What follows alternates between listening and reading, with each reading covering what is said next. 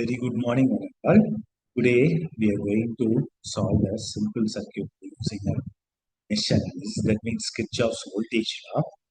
Take down the circuit, determine current X. This current X power in the 4 ohm resistance. This is the 4 ohm resistance of the circuit shown. So the circuit is like this. So what they did is they marked this as A, B, C, D, E, F, and here G, E, like that they mark. Okay, so here by seeing the circuit, you might think like it is a big complex circuit, can't get solved. But very simple, very simple problem. Within 5 to 10 minutes, you can solve this problem. So the thing is, what we are doing is we are taking out this part alone. Okay, this 2 ohm resistance is there now. This current source. This 2 ohms and current source we are taking out and converting, because here you see just by seeing the circuit, um, here also one current source is there. So you can't apply the Kirchhoff's voltage law. Again, you need to apply the nodal analysis and all. It will be very difficult if you solve. It is very difficult. So what we are doing is we are taking this part alone, because rest are all part are very simple to and easy to solve by using the Kirchhoff's voltage law. But this part alone, we are having a problem. So what I am doing is I am taking out this part alone and converting that into voltage source. So what I am doing is this 2 ohms and 6 ohms, I am taking out this part. Okay, say for example, ADEF, that ADF, one part of circuit alone.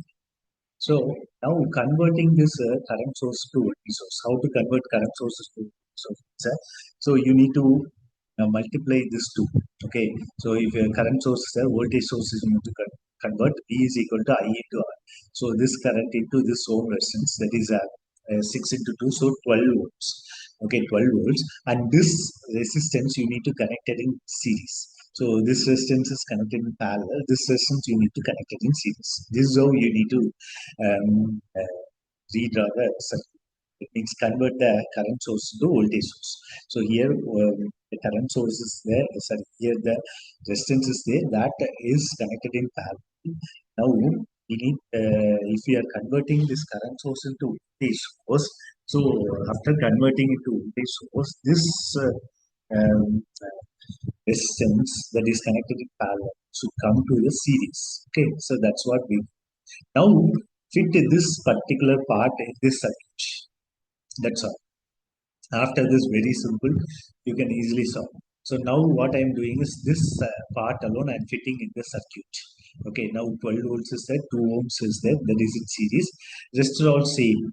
Rest are all whatever is there, rest are all same. I am redrawing. Now our work becomes very simple. Now 3 loops are there. Here the current in this particular loop is I1. Here there's in this loop is I2, and in this loop is I3. Okay, so now we want the this part, that is X, current to this X, and also current to this power to this 4 ohm resistance. That's all. So now from the loop 1 we are applying the Kirchhoff's voltage law. The loop, as I said before, so raise is always positive. So raise, this is the raise. So current is flowing like this. Raise, this is the raise. So 12 volt is minus to plus is raise. So 12 volts positive, and this is minus 2 into I1. Next is here minus 10 into I1 minus I2. Next here minus 1 into I1 minus I3. That's all. Okay. So the same thing what I said, equal to 0. Okay. Now simplifying this, 12 minus 2 into I1 minus 10 into I1 plus 10 into I2 minus I1 plus I3 is equal to 0. So further simplifying, as I said before, first you need to take I1, I2 and I3. Be easy while solving in scientific calculation. Now we are taking out I1 alone outside. So minus 13 I1 plus 10. So because of how minus 13 means 10 minus 10 I1 minus 1 I1, here minus 2 I1. So if you all add all these things, minus 13 I1. So next is plus 10 I2 as it is, plus I3 is equal to minus 12. So this 12 goes, take this as equation number 1. Next, apply the KVL at loop number 2.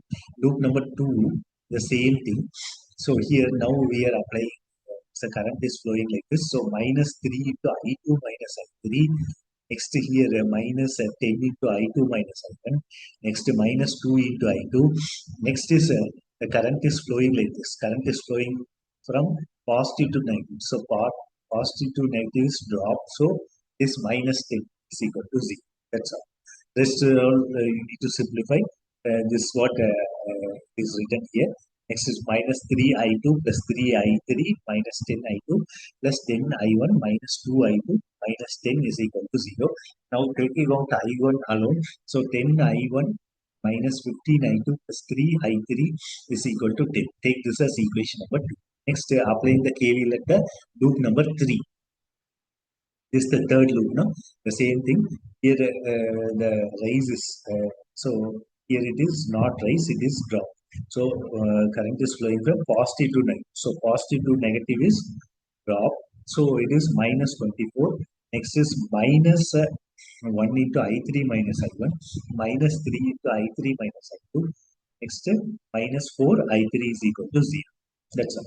The same thing I have written here. So further simplification, minus 24 minus I3 plus I1 minus 3 I3 plus 3 I2 minus 4 I3 is equal to 0. Further simplification, we got it as I1 plus 3 I2 minus 8 I3 is equal to 0. Take this as equation number 3. Solving this 3 linear equation by the scientific calculator. 3 unknowns are there. Solving this, we can get the I1, we get the I1 as I1 is equal to minus 1.017 amperes, I2 is equal to minus 2.1 amperes, I3 is equal to minus 3.92 amperes. So the current X is, so because in the question what they ask, calculate the current X, determine the current X at power in the force. So current X, so current X is nothing but I3, because this loop we consider as I3. No? The current X is the I3. So I3 is what? The current X is I3, that is equal to minus 3.9. So that means, so whatever the direction we consider is wrong. So because current is not flowing like this, current is not flowing like this, current is flowing like this, because battery source is here like this, no, positive. So like this only the current is flowing. The current flow direction given in the problem is wrong.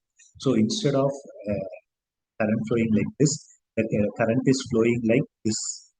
Okay, this is the exact current flowing direction. Okay, x direction, this current flowing direction.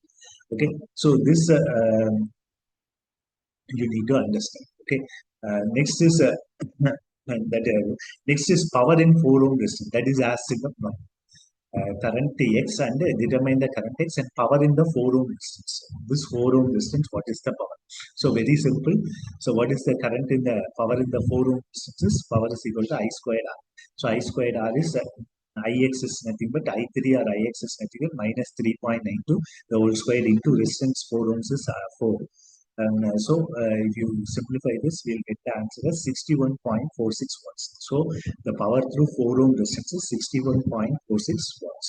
So current also we calculated and power also we calculated. Thank you.